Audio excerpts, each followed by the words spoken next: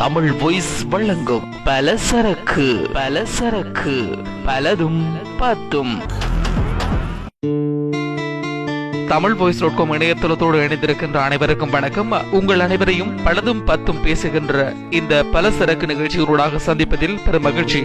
நாங்கள் இன்றைய தினம் பார்க்க போகின்றோம், காதல் என்றால் என்ன, கல்யாணம் என்றால் என்ன. ஒரு ஞானியை அணுகிய சீடன் காதலுக்கும் திருமணத்திற்கும் உள்ள வித்தியாசம் என்னவென்று கேட்டான். அதற்கு அந்த ஞானி, அது இருக்கட்டும், முதலில் நீ ரோஜா கூட்டத்துக்கு போ. அங்கே உனக்கு எது உயரமான ரோஜா செடி என்று தோன்றுகின்றதோ அதை எடுத்துக்கொண்டு வா. ஆனால் ஒரு நிபந்தனை, நீ எக்காரணம் கொண்டும் போன வழியில் திரும்பி வரக்கூடாது என அவர் தெரிவித்தார். சீடன் உடனே கிளம்பி சிறிது நேரம் கழித்து வெறும் கையுடன் வந்தான். ஞானி, எங்கே உன்னை கவர்ந்த உயரமான செடி என்று கேட்டார். சீடன் சொன்னான், குருவே, வயலில் இறங்கி வந்த போது முதலில் உயரமான ஒரு செடி என்னை கவர்ந்தது.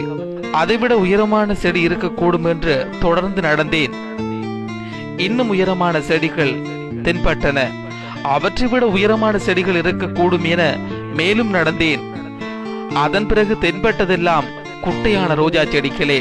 வந்த வழியே திரும்பி வரக்கூடாது என்பதால் முன்னால் பார்த்த உயரமான செடியையும் கொண்டு வர முடியாமல் போய்விட்டது. புன்முறுவலோடு ஞானி சொன்னார், இதுதான் காதல்.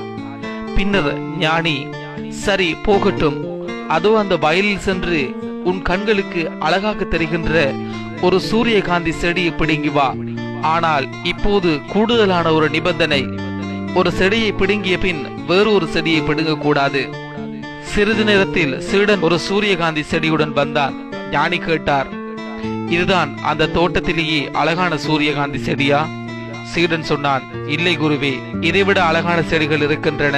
ஆனால் முதல் முறை கோட்டை விட்டது போல் இந்த முறையும் விட்டுவிடக் கூடாது என்ற அச்சத்தில் முகப்பிலேயே எனக்கு அழகாக தோன்றிய இந்த செடியை பிடுங்கி வந்து விட்டேன்.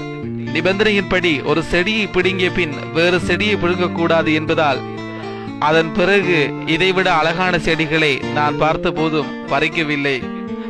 இப்போது ஞானி சொன்னார், இதுதான் திருமணம்.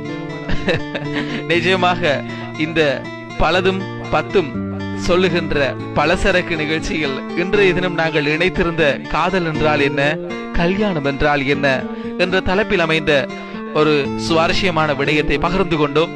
தொடர்ந்து இணைந்திருங்கள் தமிழ் வாய்ஸ்.com என்ற இணையதளத்தோடு. நாளைய தினம் இன்னும் ஒரு சுவாரஸ்யமான பலசரக்கு நிகழ்ச்சியோடாக சந்திக்கலாம். நன்றி.